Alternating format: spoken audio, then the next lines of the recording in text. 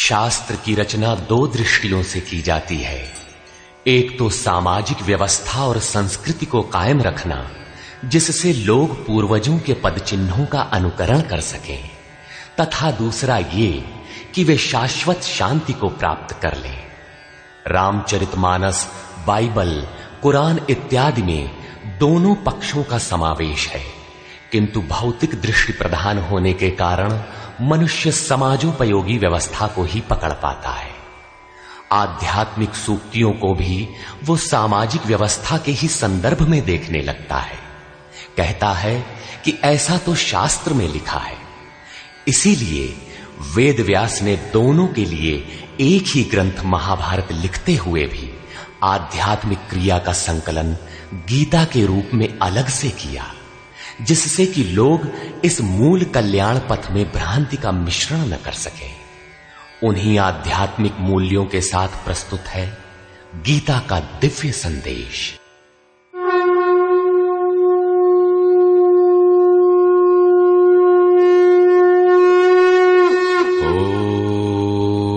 ओम श्री परमात्मने नमः।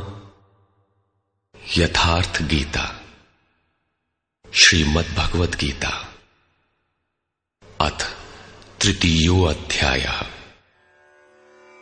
अध्याय 2 में भगवान श्री कृष्ण ने बताया कि यह बुद्धि तेरे लिए ज्ञान मार्ग के विषय में कही गई। कौन सी बुद्धि? यही कि युद्ध कर, जीतोगे तो महामहिम की स्थिति प्राप्त कर लोगे और हारोगे तो देवत्व है। जीत में सर्वस्व है और हार में भी देवत्व है, कुछ मिलता ही है। अतः इस दृष्टि से लाभ और हानि दोनों में कुछ न कुछ मिलता है, किंचित भी क्षति नहीं है।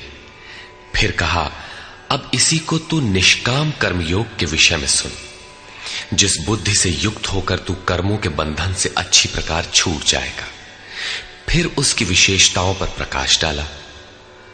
कर्म करते समय आवश्यक सावधानियों पर बल दिया कि फल की वासना वाला ना हो, कामनाओं से रहित होकर कर्म में प्रवृत्त हो और कर्म करने में तेरी अश्रद्धा भी ना हो, जिससे तू कर्म बंधन से मुक्त हो जाएगा।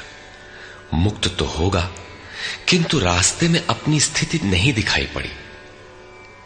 अतः अर्जुन को निष्काम कर्मयोग की अपेक्षा ज्ञान मार्ग सरल और प्राप्ति वाला प्रतीत हुआ। उसने प्रश्न किया, जनार्दन, निष्काम कर्म की अपेक्षा ज्ञान मार्ग आपकी दृष्टि में श्रेष्ठ है, तो मुझे भयंकर कर्मों में क्यों लगाते हैं? प्रश्न स्वाभाविक था। मान लें एक ही स्थान पर जाने के दो रास्ते हैं। यदि आपको वास्तव में जाना है तो आप अवश्य प्रश्न करेंगे कि इनमें सुगम कौन है। यदि नहीं करते तो आप पथिक नहीं। ठीक इसी प्रकार अर्जुन ने भी प्रश्न रखा। अर्जुन उवाच,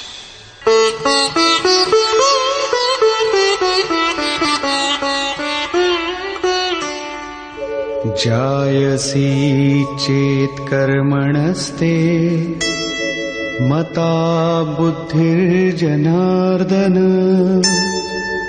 तत्किं कर्मणि घोरे मां नियोजयसि केशव। जनों पर दया करने वाले जनार्दन, यदि निष्काम कर्मयोग की अपेक्षा ज्ञान योग आपको श्रेष्ठ मान्य है, तो हे केशव, आप मुझे भयंकर कर्मयोग में क्यों लगाते हैं? निष्काम कर्मयोग में अर्जुन को भयंकरता दिखाई पड़ी, क्योंकि इसमें कर्म करने में ही तेरा अधिकार है, फल में कभी नहीं। कर्म करने में अश्रद्धा भी ना हो और निरंतर समर्पण के साथ योग पर दृष्टि रखते हुए कर्म में लगा रहे। जबकि ज्ञान मार्ग में हारोगे तो देवत्व है, जीतने पर महामहिम स्थिति है। अपनी लाभ हानि स्वयं देखते हुए आगे बढ़ना है। इस प्रकार अर्जुन को निष्काम कर्मयोग की अपेक्षा ज्ञान योग सरल प्रतीत हुआ। इसलिए उसने निवेदन किया,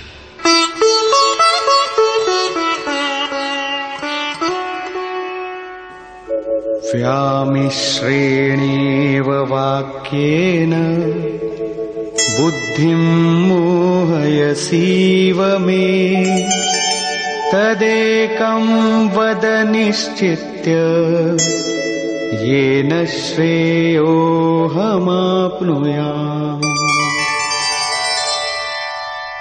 आप इन मिले हुए से वचनों से मेरी बुद्धि मोहित सी करते हैं। आप तो मेरी बुद्धि का मोह दूर करने में प्रवृत्त हुए हैं। अतः इनमें से एक निश्चय करके कहिए जिससे मैं श्रेय परम कल्याण मोक्ष को प्राप्त हो जाऊं।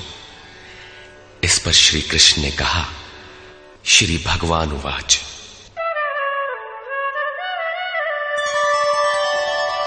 लोकेऽस्मिन् द्विविधा निष्ठा पुरा प्रोक्ता मया नघ।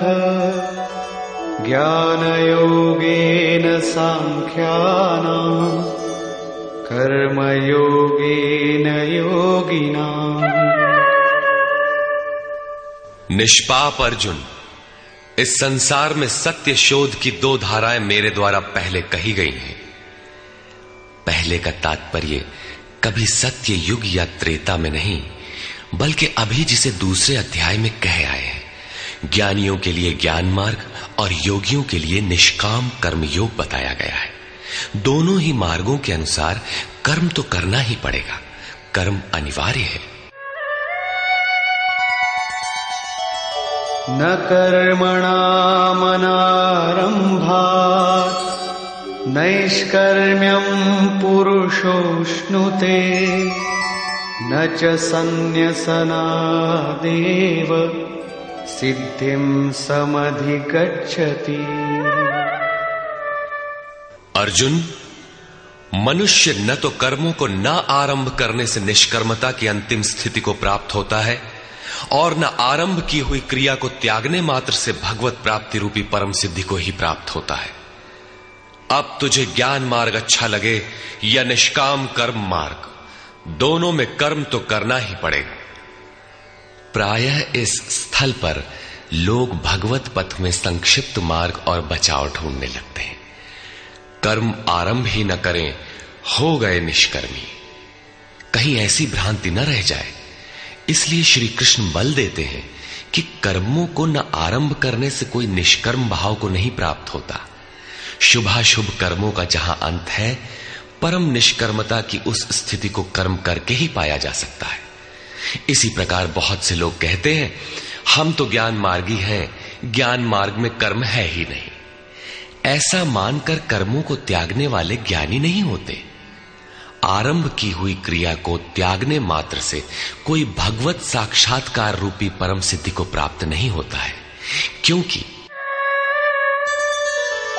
नहि कश्चित् क्षणमपि जातु तिष्ठत्य कर्मकृत् कार्यते ह्यवशः कर्म सर्वः प्रकृतिजैर्गुणैः। कोई भी पुरुष किसी काल में क्षण मात्र भी कर्म किए बिना नहीं रहता, क्योंकि सभी पुरुष प्रकृति से उत्पन्न हुए गुणों द्वारा विवश होकर कर्म करते हैं। प्रकृति और प्रकृति से उत्पन्न गुण जब तक जीवित हैं, तब तक कोई भी पुरुष कर्म किए बिना रह ही नहीं सकता। अध्याय 4 के 33वें और 37वें श्लोक में श्री कृष्ण कहते हैं कि यावन मात्र कर्म ज्ञान में समाप्त हो जाते हैं। ज्ञान रूपी अग्नि संपूर्ण कर्मों को भस्म कर देता है। यहां वे कहते हैं कि कर्म किए बिना कोई रहता ही नहीं। अंततः वे महापुरुष कहते क्या हैं? उनका आशय है कि यज्ञ करते करते तीनों गुणों से अतीत हो जाने पर मन के विलय और साक्षात्कार के साथ यज्ञ का परिणाम निकल जाने पर कर्म शेष हो जाते हैं। उस निर्धारित क्रिया की पूर्णता से पहले कर्म मिटते नहीं, प्रकृति पिंड नहीं छोड़ती।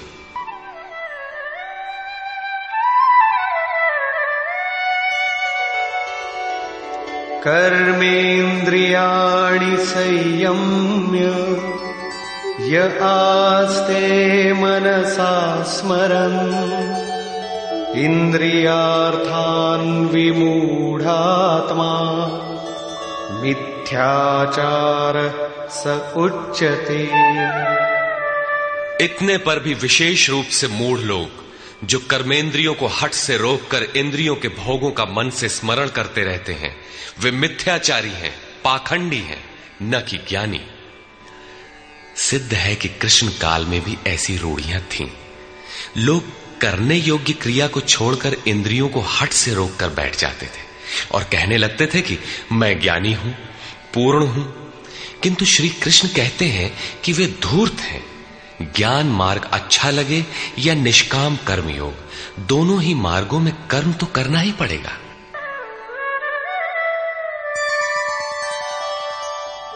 यस्त्विन्द्रियाणि मनसा नियम्यारभतेऽर्जुन कर्मेन्द्रियैः कर्मयोगम् असक्तः स विशिष्यते।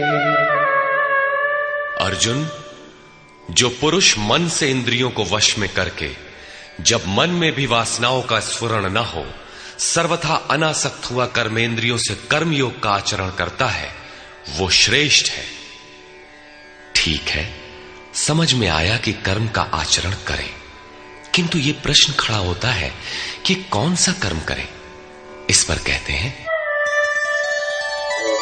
नियतं कुरु कर्म त्वं कर्मजायो ह्यकर्मणः शरीरयात्रापि च ते न प्रसिद्धेद कर्मणः।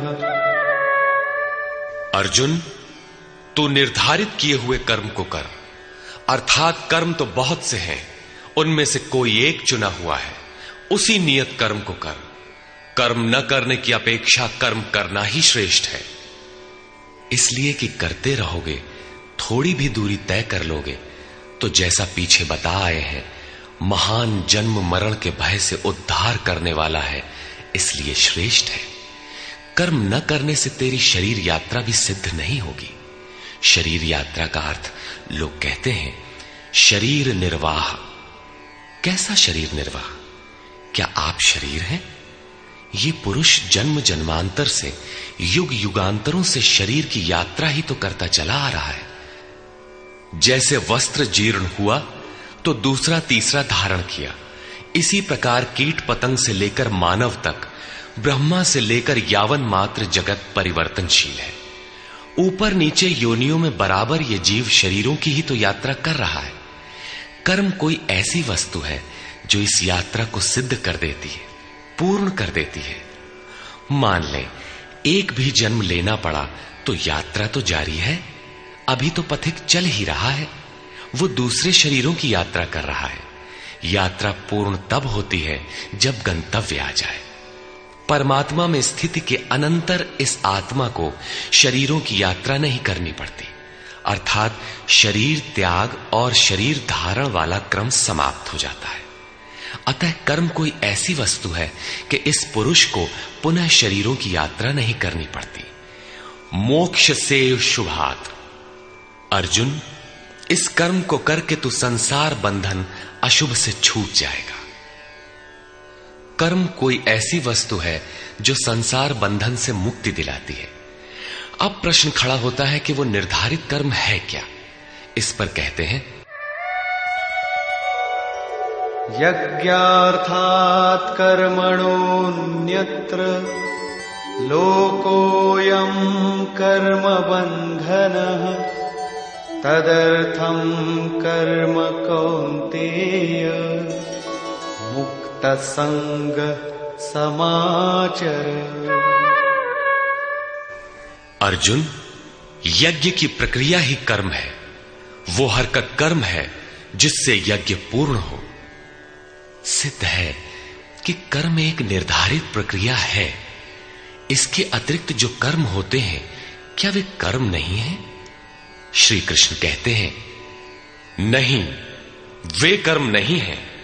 अन्यत्र लोकोयम कर्म बंधनः।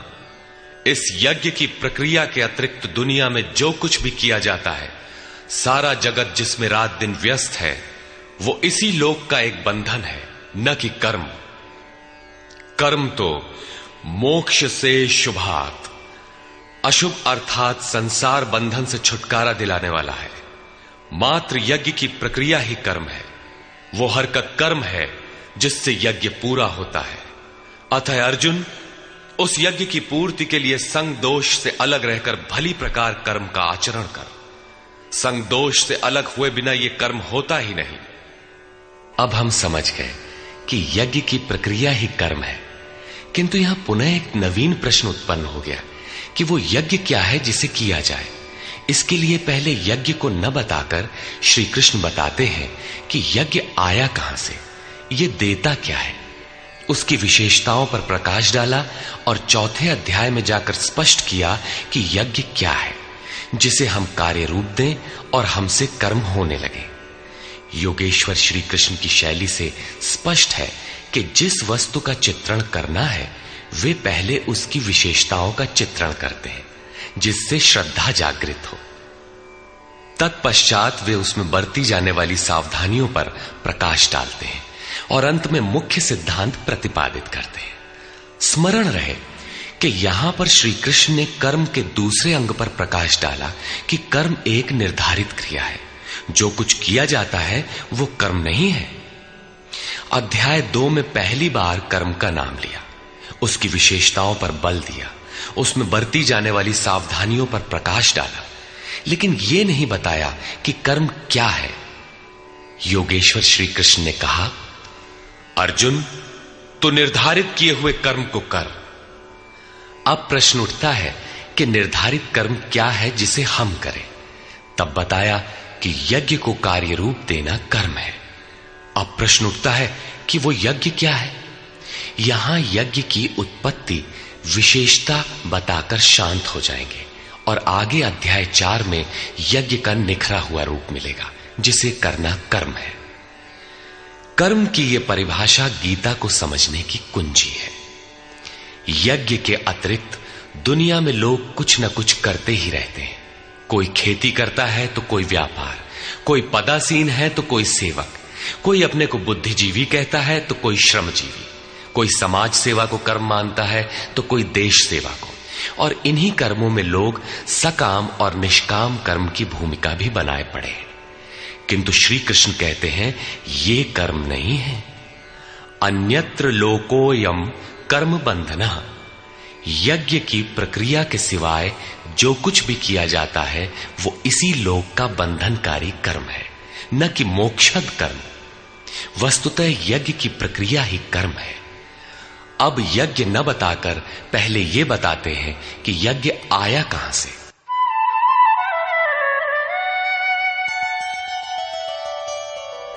सह यज्ञाः प्रजा सृष्ट्वा पुरोवाच प्रजापतिः अनेन प्रसविष्यध्वम् ईशवोस्त्विष्टकामधुक्।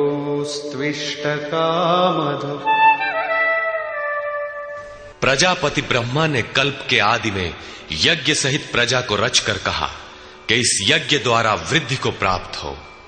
ये यज्ञ तुम लोगों को इष्ट कामधुक, जिसमें अनिष्ट ना हो, विनाश रहित इष्ट संबंधी कामना की पूर्ति करने वाला हो। यज्ञ सहित प्रजा को किसने रचा? प्रजापति ब्रह्मा ने। ब्रह्मा कौन?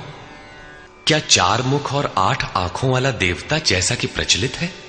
नहीं। श्री कृष्ण के अनुसार देवता नाम की कोई अलग सत्ता है ही नहीं। फिर प्रजापति कौन है? वस्तुतः जिसने प्रजा के मूल उद्गम परमात्मा में प्रवेश पा लिया है वो महापुरुष प्रजापति है। बुद्धि ही ब्रह्मा है। अहंकार शिव बुद्धि अज, मन शशि चित्त महान। उस समय बुद्धि यंत्र मात्र होती है।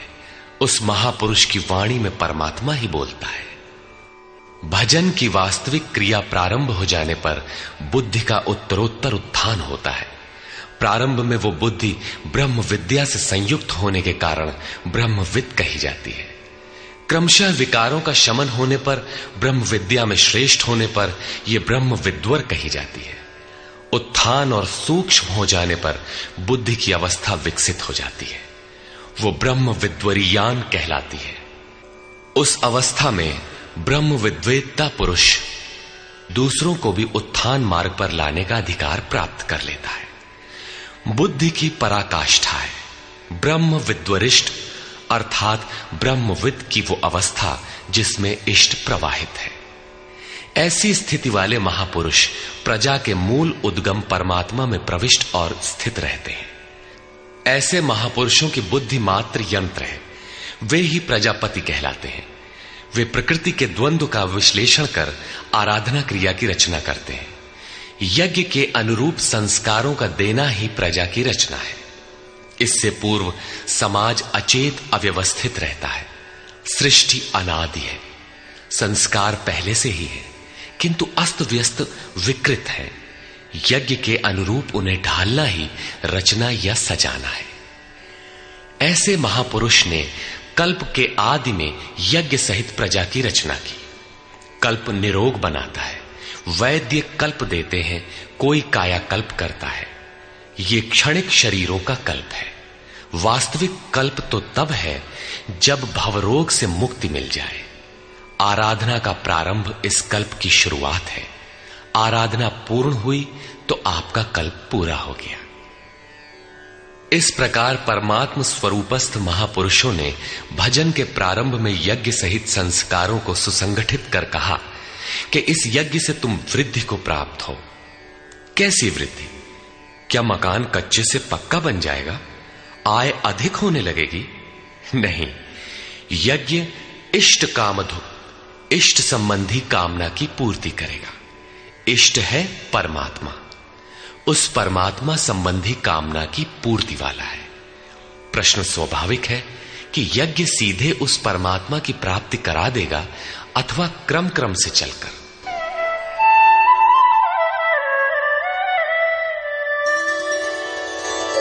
देवान् भावयतानेन ते देवा भावयन्तु वः परस्परं भावयन्तः श्रेयः परमवाप्स्यथ। इस यज्ञ द्वारा देवताओं की उन्नति करो, अर्थात दैवी संपत्ति की वृद्धि करो। वे देवता लोग तुम लोगों की उन्नति करेंगे। इस प्रकार आपस में वृद्धि करते हुए परम श्रेय, जिसके बाद कुछ भी पाना शेष न रहे, ऐसे परम कल्याण को प्राप्त हो जाओ। ज्यों ज्यों हम यज्ञ में प्रवेश करेंगे, आगे यज्ञ का अर्थ होगा आराधना की विधि। त्यों त्यों हृदय देश में दैवी संपत्ति अर्जित होती चली जाएगी। परम देव एकमात्र परमात्मा है।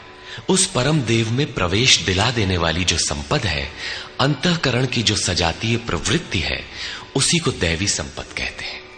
वो परम देव को संभव करती है, इसलिए दैवी संपत्ति कही जाती है, न कि बाहरी देवता जैसा लोग कल्पना कर लेते हैं। योगेश्वर श्री कृष्ण के शब्दों में उनका कोई अस्तित्व नहीं है। आगे कहते हैं,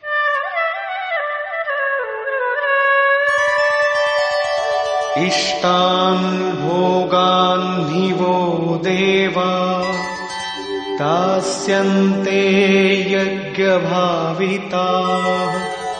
तैर्दत्तान् प्रदायैभ्यो यो भुङ्क्तेस्तेन एव सः। यज्ञ द्वारा संवर्धित देवता दैवी संपत्ति आपको इष्टान भोगान ही दास्यन्ते, इष्ट अर्थात आराध्य संबंधी भोगों को देंगे, अन्य कुछ नहीं। तैहि दत्तान, वे ही एकमात्र देने वाले हैं। इष्ट को पाने का अन्य कोई विकल्प नहीं है। इन दैवी गुणों को बिना बढ़ाए जो इस स्थिति का भोग करता है, वो निश्चय ही चोर है। जब उनसे पाया ही नहीं तो भोगेगा क्या? किंतु कहता अवश्य है कि हम तो तत्वदर्शी हैं। वो निश्चय ही चोर है, न कि प्राप्ति वाला। किंतु पाने वाले क्या पाते हैं? यज्ञशिष्टाशिनः सन्तो मुच्यन्ते सर्वकिल्बिषैः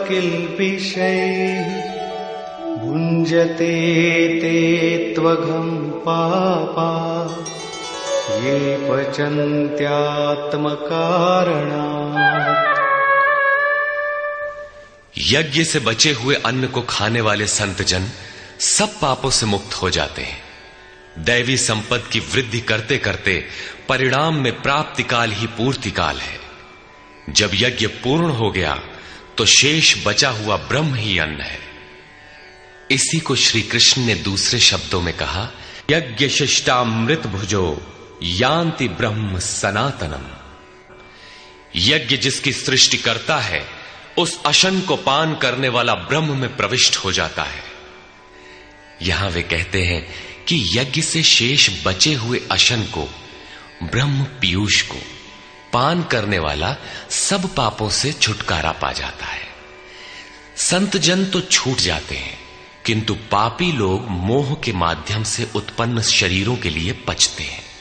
वे पाप खाते हैं। उन्होंने भजन भी किया, आराधना को समझा, अग्रसर भी हुए, किंतु बदले में एक मीठी सी चाह पैदा हो गई कि आत्म कारणात् शरीर के लिए और शरीर के संबंधों को लेकर कुछ मिले। उसे मिल तो जाएगा, किंतु उतने भोग के पश्चात वो अपने को वहीं खड़ा पाएगा जहां से चलना प्रारंभ किया था। इससे बड़ी क्षति क्या होगी? जब शरीर ही नश्वर है तो इसके सुख भोग कब तक साथ देंगे?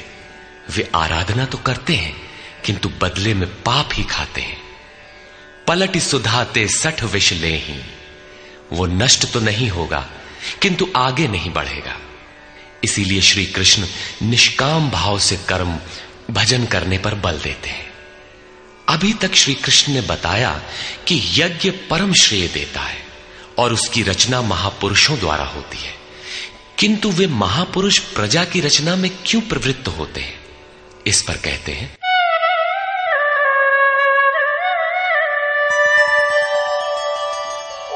अन्नाद्भवन्ति भूतानि पर्जन्यादन्न संभवः यज्ञाद्भवति पर्जन्यो यज्ञः कर्म समुद्भवः। कर्म ब्रह्मोद्भवं विद्धि ब्रह्माक्षर समुद्भवम् तस्मात् सर्वगतं ब्रह्म नित्यं यज्ञे प्रतिष्ठितम्। संपूर्ण प्राणी अन्न से उत्पन्न होते हैं। अन्नम ब्रह्म व्यजानात्, अन्न परमात्मा ही है। उस ब्रह्म पीयूष को ही उद्देश्य बनाकर प्राणी यज्ञ की ओर अग्रसर होता है। अन्न की उत्पत्ति वृष्टि से होती है, बादलों से होने वाली वर्षा नहीं, अपितु कृपा वृष्टि। पूर्व संचित यज्ञ कर्म ही कृपा के रूप में बरस पड़ता है। आज की आराधना कल कृपा के रूप में मिलेगी। इसीलिए वृष्टि यज्ञ से होती है। स्वाहा बोलने और तिल जौ जलाने से ही वृष्टि होती तो विश्व की अधिकांश मरुभूमि ऊसर क्यों रहती, उर्वर बन जाती। यहां कृपा वृष्टि यज्ञ की देन है। ये यज्ञ कर्मों से ही उत्पन्न होने वाला है। कर्म से यज्ञ पूर्ण होता है। उस कर्म को वेद से उत्पन्न हुआ जान। वेद ब्रह्म स्थित महापुरुष की वाणी है। जो तत्व विदित नहीं है उसकी प्रत्यक्ष अनुभूति का नाम वेद है, न कि कुछ श्लोक संग्रह। वेद अविनाशी परमात्मा से उत्पन्न हुआ जान। कहा तो महात्माओं ने, किंतु वे परमात्मा के साथ तद्रूप हो चुके हैं। उनके माध्यम से अविनाशी परमात्मा ही बोलता है। इसलिए वेद अपौरुषेय कहे जाते हैं। महापुरुष वेद कहां से पा गए? तो वेद अविनाशी परमात्मा से उत्पन्न हुआ। वे महापुरुष उससे तद्रूप हैं। वे मात्र यंत्र हैं, इसलिए उनके द्वारा वही बोलता है, क्योंकि यज्ञ के द्वारा ही मन के निरोध काल में वो विदित होता है। इससे सर्वव्यापी परम अक्षर परमात्मा सर्वदा यज्ञ में ही प्रतिष्ठित है। यज्ञ ही उसे पाने का एकमात्र उपाय है। इसी पर बल देते हैं, एवं प्रवर्तितं चक्रं नानुवर्तयति हयः अघायुरिन्द्रियारामो मोघं पार्थ सजीवति। हे पार्थ, जो पुरुष इसी लोक में मनुष्य शरीर प्राप्त कर इस प्रकार चलाए हुए साधन चक्र के अनुसार नहीं बरतता, अर्थात दैवी संपत्ति का उत्कर्ष, देवताओं की वृद्धि और परस्पर वृद्धि के द्वारा अक्षय धाम को प्राप्त करना, इस क्रम के अनुसार जो नहीं बरतता, इंद्रियों का आराम चाहने वाला वो पापायु पुरुष व्यर्थ ही जीता है। बंधुओं, योगेश्वर श्री कृष्ण ने अध्याय 2 में कर्म का नाम लिया और इस अध्याय में बताया कि नियत कर्म का आचरण कर। यज्ञ की प्रक्रिया ही कर्म है। इसके सिवाय जो कुछ किया जाता है वो इसी लोक का बंधन है। इसीलिए संग दोष से अलग रहकर उस यज्ञ की पूर्ति के लिए कर्म का आचरण कर। उन्होंने यज्ञ की विशेषताओं पर प्रकाश डाला और बताया कि यज्ञ की उत्पत्ति ब्रह्मा से है। प्रजा अन्न को उद्देश्य बनाकर उस यज्ञ में प्रवृत्त होती है। यज्ञ कर्म से और कर्म अपौरुषेय वेद से उत्पन्न होते हैं, जबकि वेद मंत्रों के दृष्टा महापुरुष ही थे। उनका पुरुष तिरोहित हो चुका था। प्राप्ति के साथ अविनाशी परमात्मा ही शेष बचा था। इसलिए वेद परमात्मा से उत्पन्न है। सर्वव्यापी परमात्मा यज्ञ में सर्वदा प्रतिष्ठित है। इस साधन चक्र के अनुसार जो नहीं बरतता, वो पापायु पुरुष इंद्रियों का सुख चाहने वाला है, व्यर्थ ही जीता है। अर्थात यज्ञ ऐसी विधि विशेष है जिसमें इंद्रियों का आराम नहीं है, अपितु अक्षय सुख है। इंद्रियों के संयम के साथ इसमें लगने का विधान है।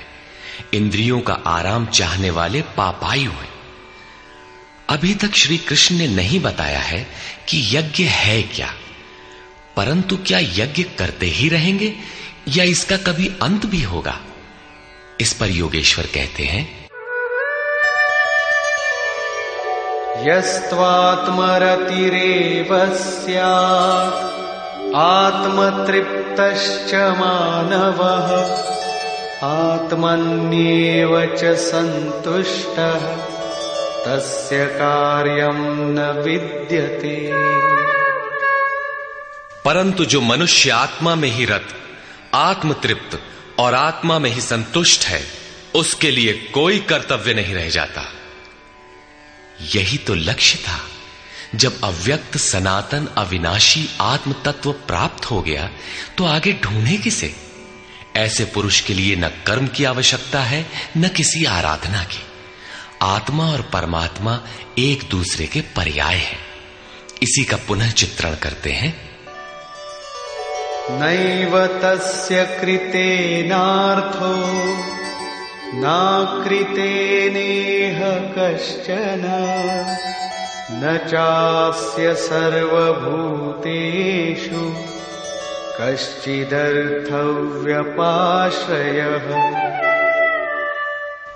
इस संसार में उस पुरुष का किए जाने से कोई लाभ नहीं है और न छोड़ देने से कोई हानि है।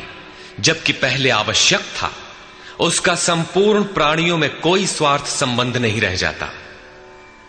आत्मा ही तो शाश्वत, सनातन, अव्यक्त, अपरिवर्तनशील और अक्षय है। जब उसी को पा लिया, उसी से संतुष्ट, उसी से तृप्त, उसी में ओतप्रोत और स्थित है, आगे कोई सत्ता ही नहीं तो किसको खोजें? मिलेगा क्या? उस पुरुष के लिए कर्म छोड़ देने से कोई हानि भी नहीं है, क्योंकि विकार जिस पर अंकित होते हैं वो चित्त ही न रहा। उसका संपूर्ण भूतों में बाह्य जगत और आंतरिक संकल्पों की परत में लेश मात्र भी अर्थ नहीं रहता। सबसे बड़ा अर्थ तो था परमात्मा। जब वही उपलब्ध है तो दूसरों से उसका क्या प्रयोजन होगा? तस्मादसक्तः सततं कार्यं कर्म समाचर असक्तो ह्याचरन् कर्म परमाप्नोति पुरुषः। इस स्थिति को प्राप्त करने के लिए तू अनासक्त हुआ। निरंतर कार्यम कर्म, जो करने योग्य कर्म है उस कर्म को अच्छी प्रकार कर, क्योंकि अनासक्त पुरुष कर्म के आचरण से परमात्मा को प्राप्त होता है। नियत कर्म कार्यम कर्म एक ही है। कर्म की प्रेरणा देते हुए वे कहते हैं,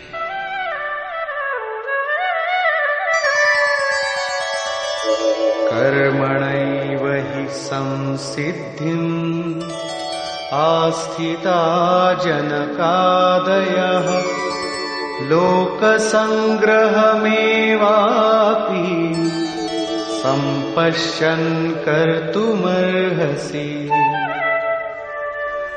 जनक माने राजा जनक नहीं, जनक जन्मदाता को कहते हैं। योग ही जनक है, आपके स्वरूप को जन्म देता है, प्रकट करता है। योग से संयुक्त प्रत्येक महापुरुष जनक हैं। ऐसे योग संयुक्त बहुत से ऋषियों जनकादयः जनक इत्यादि ज्ञानी जन महापुरुष भी कर्मणा एव संसिद्धिम कर्मों के द्वारा ही परम सिद्धि को प्राप्त हुए हैं।